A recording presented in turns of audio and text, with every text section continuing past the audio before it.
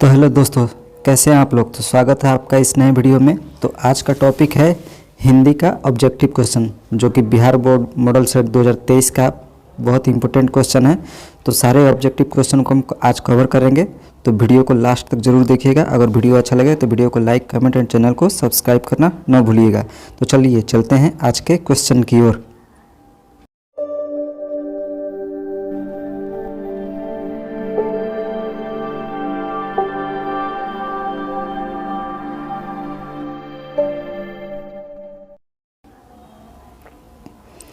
हमारा 1 number question है कि उच्चतर शिक्षा के लिए भीमराव अंबेडकर किस देश में गए थे।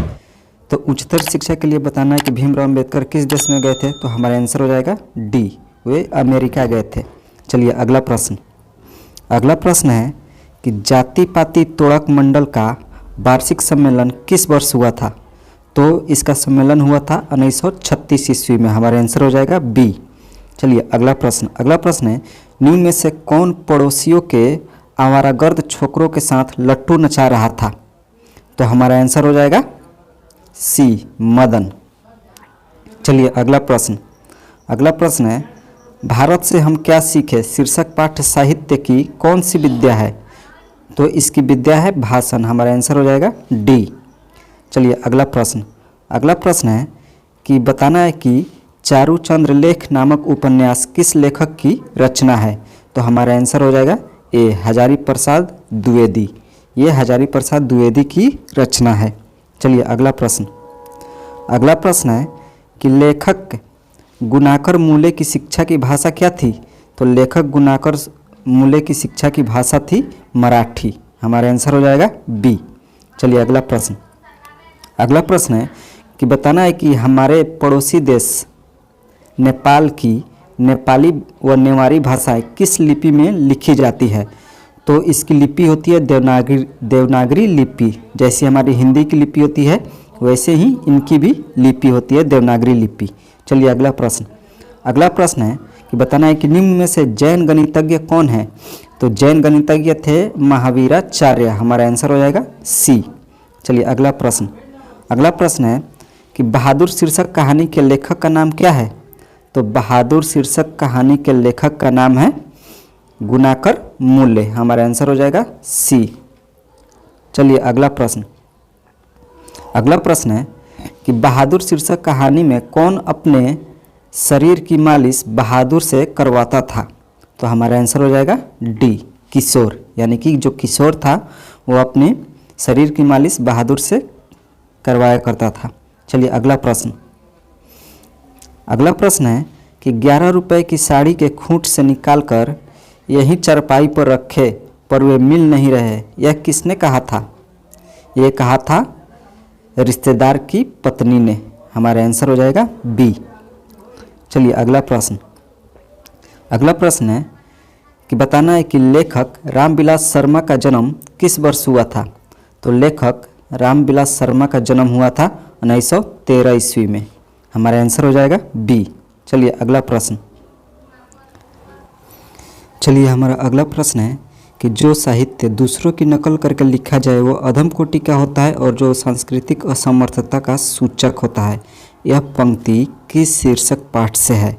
तो हमारा आंसर हो जाएगा सी, परंपरा का मूल्यांकन। चलिए अगला प्रश्न है कि कितने वर्ष की उम्र में बिरजू महाराज को संगीत नाटक अकादमी का अवार्ड मिला था। तो हमारा आंसर हो जाएगा डी, यानी कि 27 साल की उम्र में।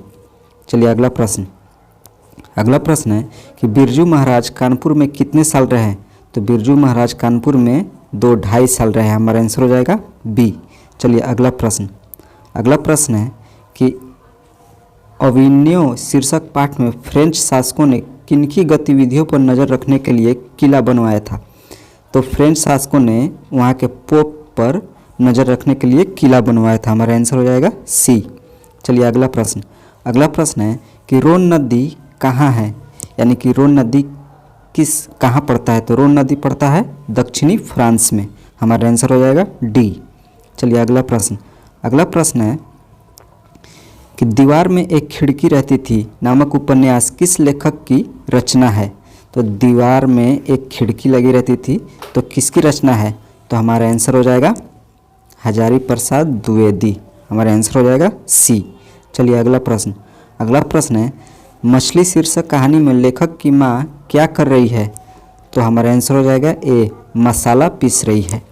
चलिए अगला प्रश्न। अगला प्रश्न है कि सरपट शब्द का अर्थ क्या होता है? तो सरपट शब्द का होता है यानी कि जल्दी से, यानी कि तेजी से। हमारा आंसर हो जाएगा बी।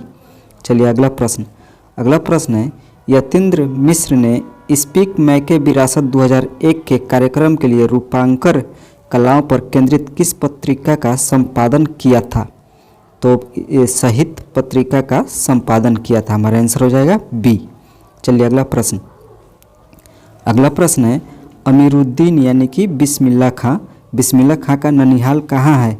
तो बिस्मिल्लाह खां का ननिहाल है काशी में। हमारा आंसर हो जाएगा डी। चलिए अगला प्रश्न। अगला प्रश्न है कि बिस्मिल्लाह खां अमीरुद्दीन फिल्म देखने के लिए किनसे 6 पैसे लेते थे? तो हमारा आंसर हो जाएगा मामू से भी, नानी से भी, मौसी से भी, यानी कि हमारा आंसर हो जाएगा डी, उपयुक्त सभी से। चलिए अगला प्रश्न। अगला प्रश्न है कि हरिजन नामक ऐतिहासिक पत्र के रचनाकार का नाम क्या है? यानी कि हरिजन नामक पत्रिका का संपादन किसने किया था? तो हमारा आंसर हो जाएगा ए, महात्मा गांधी। चलिए अगला प्रश्न। अगला प्रश्न है कि महात्मा गांधी की हत्या किस वर्ष हुई थी? तो ये सभी जानते हैं कि महात्मा गांधी की हत्या कब हुई थी? 1948 ईस्वी में। हमारा आंसर हो जाएगा बी। अगर अभी तक आपने वीडियो को लाइक नहीं किया तो वीडियो को प्लीज़ लाइक ज़रूर कर देना और वीडियो को शेयर भी कर देना। चलिए अगला प्रश्न। अगला प्रश्न है कि सेन साहब की कितनी लड़कियां थीं? तो सेन साहब की 5 लड़कियां थीं। हमारा आंसर हो जाएगा सी। चलिए अगला प्रश्न। अगला प्रश्न है दक्षिण भारत के पांड्य प्रदेश से किस राजा के पालियम ताम्रपत्र मिले हैं? तो हमारा आंसर हो जाएगा डी, राजा वर्गुन के। चलिए अगला प्रश्न। अगला प्रश्न है कि बेतमा दान पत्र किस वर्ष का है? तो बेतमा दान पत्र है 1020 ईस्वी का। हमारा आंसर हो जाएगा ए। चलिए अगला प्रश्न। अगला प्रश्न है कि थ का उच्चारण स्थान बताना है, क्या होगा? यानी कि थ, तो हमारा आंसर हो जाएगा बी, दंत, यानी कि दांत के सहारे हम थ का उच्चारण करते हैं। चलिए अगला प्रश्न। अगला प्रश्न है कि व्यंजनों की कितनी श्रेणियां हैं? तो बताना है कि व्यंजन कितने प्रकार के होते हैं? तो व्यंजन 3 प्रकार के होते हैं। हमारा आंसर हो जाएगा सी। चलिए अगला प्रश्न। अगला प्रश्न है कि जिस स्वर्ण के उच्चारण में 3 गुना समय लगे उसे क्या कहते हैं? तो जिस स्वर के उच्चारण में 3 गुना समय लगता है उसे हम कहते हैं प्लुत स्वर। हमारा आंसर हो जाएगा डी। चलिए अगला प्रश्न। अगला प्रश्न है कि हिंदी में अनुनासिक वर्णों की संख्या कितनी है? तो हिंदी में अनुनासिक वर्णों की संख्या है 5। हमारा आंसर हो जाएगा डी। चलिए अगला। स्वर संधि के कितने भेद होते हैं? तो स्वर संधि के 5 भेद होते हैं। हमारा आंसर हो जाएगा बी। चलिए अगला प्रश्न। अगला प्रश्न है कि दुष्कर शब्द का संधि विच्छेद क्या होता है? तो दुष्कर शब्द का संधि विच्छेद होता है दुह जोड़ कर, यानी कि दुष्कर। चलिए अगला प्रश्न। अगला प्रश्न है कि य र ल व कौन व्यंजन कहलाते हैं? तो ये अंतःस्थ व्यंजन कहलाते हैं। हमारा आंसर हो जाएगा डी। चलिए अगला प्रश्न। अगला प्रश्न है कि बताना है कि निम्न में से शुद्ध शब्द कौन सा है? तो शुद्ध शब्द होगा, हमारा आंसर हो जाएगा सी, यानी कि घनिष्ठ। ये कालिदास भी नहीं होगा, ये छात्र भी नहीं होगा और ये उपरोक्त भी नहीं होगा। हमारा आंसर हो जाएगा सी, घनिष्ठ। चलिए अगला प्रश्न। अगला प्रश्न है कि मनुज शब्द में उपसर्ग क्या है? तो उपसर्ग किसे कहते हैं? जो पहले आए उसे हम उपसर्ग कहते हैं। तो हमारा आंसर हो जाएगा म, यानी कि ए। चलिए अगला प्रश्न। अगला प्रश्न है कि निम्न चिन्हों में प्रश्नवाचक चिन्ह कौन सा है? तो प्रश्नवाचक चिन्ह हमारा आंसर हो जाएगा ए। चलिए अगला प्रश्न। अगला प्रश्न है कि बताना है कि संज्ञा के कितने भेद होते हैं? तो ये तो एक क्वेश्चन बहुत ही हल्का क्वेश्चन है। तो संज्ञा के 5 भेद होते हैं। हमारा आंसर हो जाएगा बी। चलिए अगला प्रश्न। अगला प्रश्न है आर्यावर्त शब्द कौन सी संज्ञा है? तो आर्यावर्त शब्द है व्यक्तिवाचक संज्ञा। हमारा आंसर हो जाएगा सी। चलिए अगला प्रश्न। अगला प्रश्न है कि शब्द की जाति को क्या कहते हैं? तो शब्द की जाति को समास कहते हैं। हमारा आंसर हो जाएगा बी। चलिए अगला प्रश्न। अगला प्रश्न है कि शक्ति शब्द कौन लिंग है? यानी कि बताना है कि शक्ति पुल्लिंग है या फिर स्त्रीलिंग है। तो हमारा आंसर हो जाएगा ए, क्योंकि शक्ति स्त्रीलिंग है। चलिए अगला प्रश्न। अगला प्रश्न है कि जिस विकारी शब्द से एक पदार्थ या एक व्यक्ति का बोध होता है उसे क्या कहते हैं, तो उसे हम एक वचन कहते हैं। हमारा आंसर हो जाएगा बी। चलिए अगला प्रश्न। अगला प्रश्न है कि कारक के कितने भेद होते हैं, तो कारक के 8 भेद होते हैं। हमारा आंसर हो जाएगा बी। चलिए अगला प्रश्न।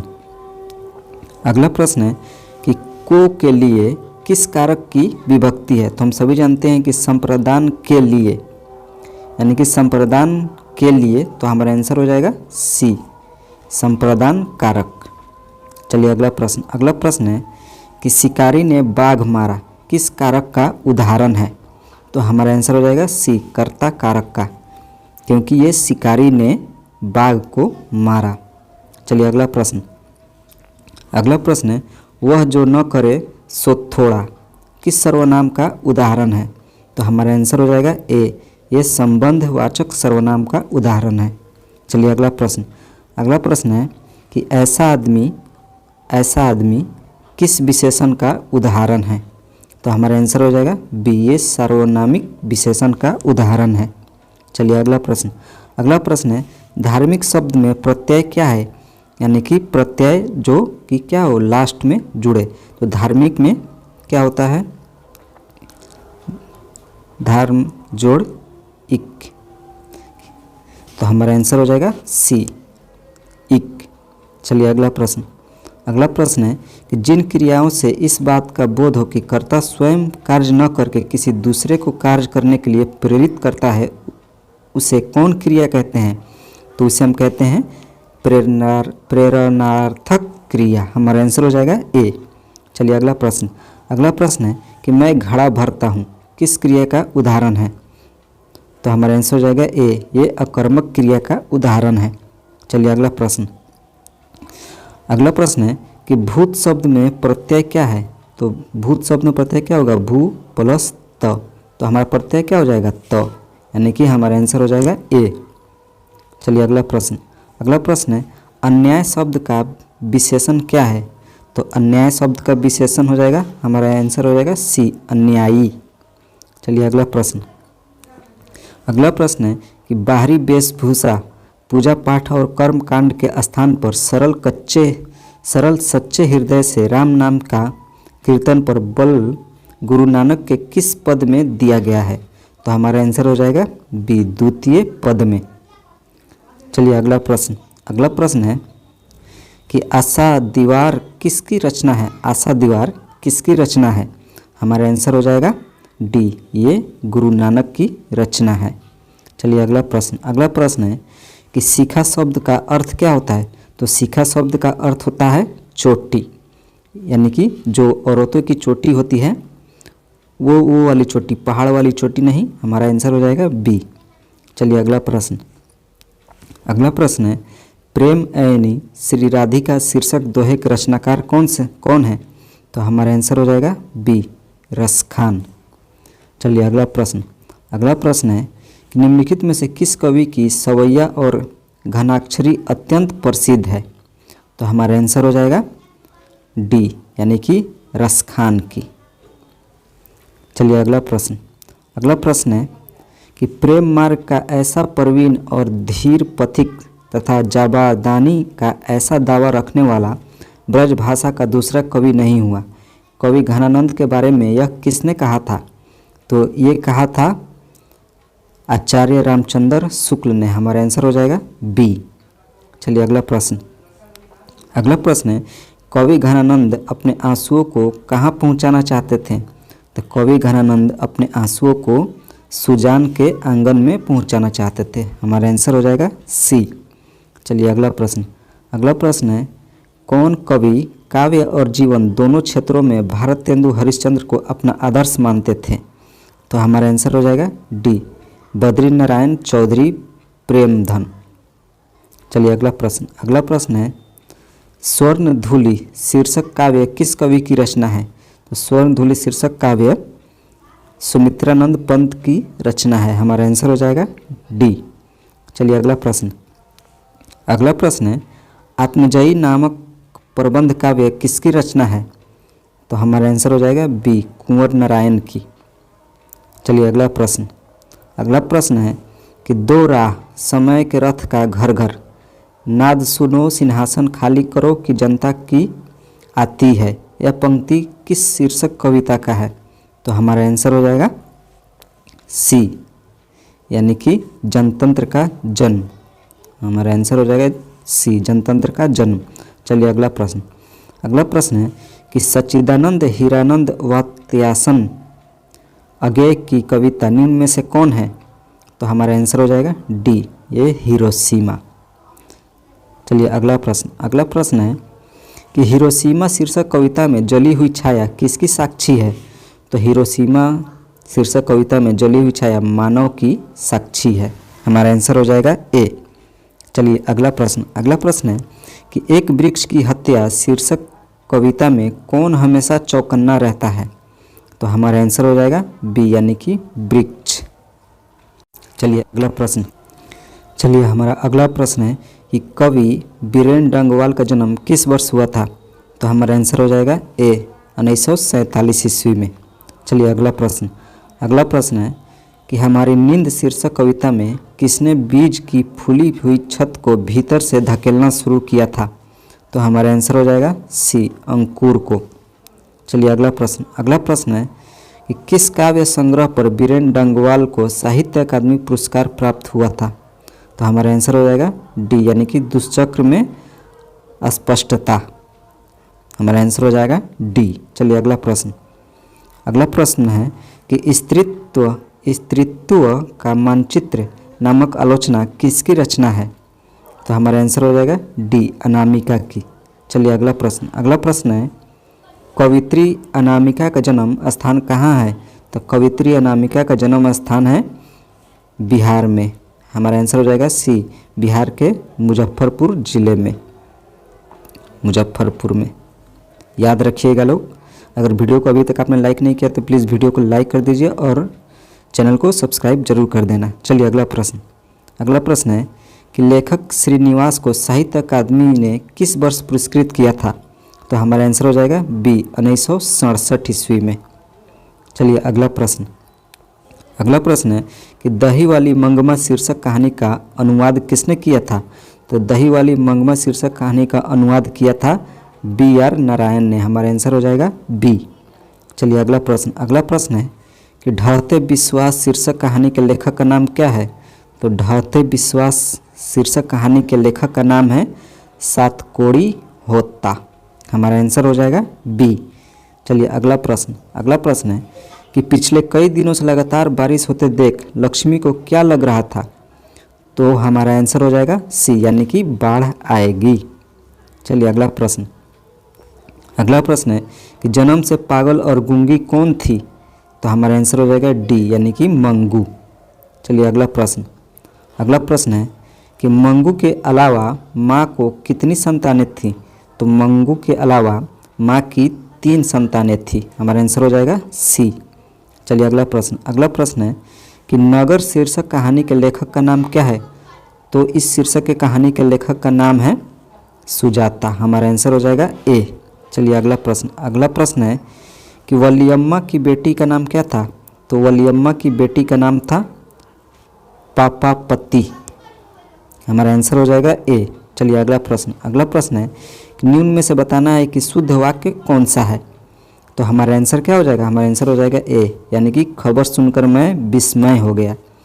ये वाक्य गलत है, ये भी वाक्य गलत है और ये भी वाक्य गलत है। चलिए अगला प्रश्न। अगला प्रश्न है कि दुख शब्द का पर्यायवाची क्या होता है? तो दुख शब्द का पर्यायवाची होता है पीड़ा। हमारा आंसर हो जाएगा डी। चलिए अगला प्रश्न। अगला प्रश्न है कि आकाश शब्द का विलोम क्या है? तो इससे हल्का तो क्वेश्चन और नहीं होगा, तो हमारा आंसर क्या हो जाएगा? हमारा आंसर हो जाएगा ए, यानी कि पाताल। चलिए अगला प्रश्न। अगला प्रश्न है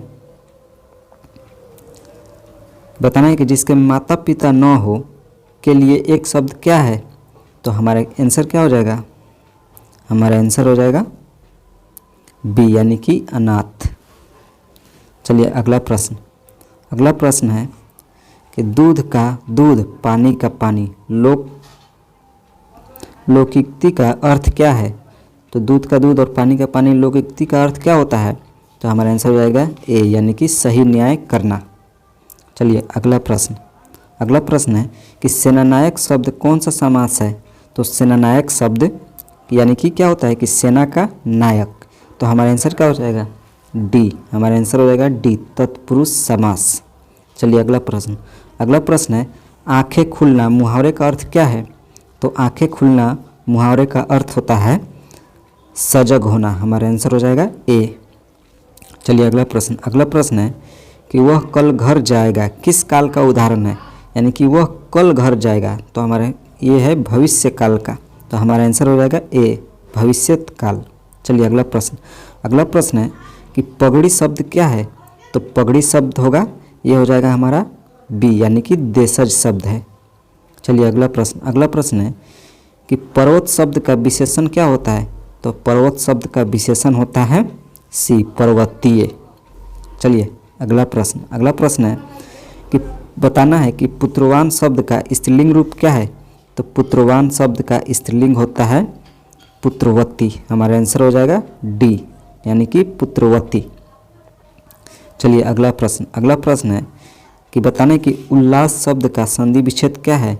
तो उल्लास शब्द का संधि विच्छेद होगा उत जोड़ लास, यानी कि उल्लास। चलिए अगला प्रश्न है कि रात को पहरा देने वाला कौन पदबंध है? यानी कि बताना है कि ये कौन सा पदबंध है रात को पहरा देने वाला। तो हमारा आंसर हो जाएगा क्या? संज्ञा का पदबंध है। हमारा आंसर हो जाएगा सी। चलिए अगला प्रश्न है कि परिश्रमी छात्र अवश्य सफल होंगे किस वाक्य का उदाहरण है? तो हमारा आंसर क्या हो जाएगा? हमारा आंसर हो जाएगा ए, ये एक सरल वाक्य है। हमारा आंसर हो जाएगा बी। चलिए अगला प्रश्न है कि कांटा शब्द का विशेषण क्या होगा? तो कांटा शब्द का विशेषण हो जाएगा कंटीला। हमारा आंसर हो जाएगा बी। चलिए अगला प्रश्न है कि सजावट शब्द में प्रत्यय क्या है? तो सजावट शब्द में प्रत्यय क्या हो जाएगा? यानी कि होता है सज प्लस आवट। तो हमारा क्या हो जाएगा? आवट, यानी कि प्रत्यय हो जाएगा। हमारा आंसर हो जाएगा सी। चलिए अगला प्रश्न, सुसंगति शब्द का विलोम क्या होता है? तो सुसंगति शब्द का विलोम होता है कुसंगति। हमारा आंसर हो जाएगा डी। चलिए अगला प्रश्न है कि महात्मा शब्द कौन समास है? तो महात्मा शब्द हो जाएगा, हमारा आंसर हो जाएगा ए, यानी कि ये कर्मधारय समास है। चलिए अगला प्रश्न है उद्गम शब्द का संधि विच्छेद क्या होगा? तो उद्गम शब्द का संधि विच्छेद होता है उत जोड़ गम। हमारा आंसर हो जाएगा बी। चलिए अगला प्रश्न है कि भ का उच्चारण स्थान क्या है? यानी कि भ का उच्चारण स्थान हो जाएगा ओंठ। हमारा आंसर हो जाएगा सी।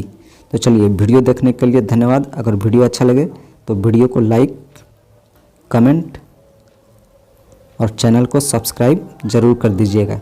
तब तक के लिए धन्यवाद। मिलते हैं नए वीडियो में।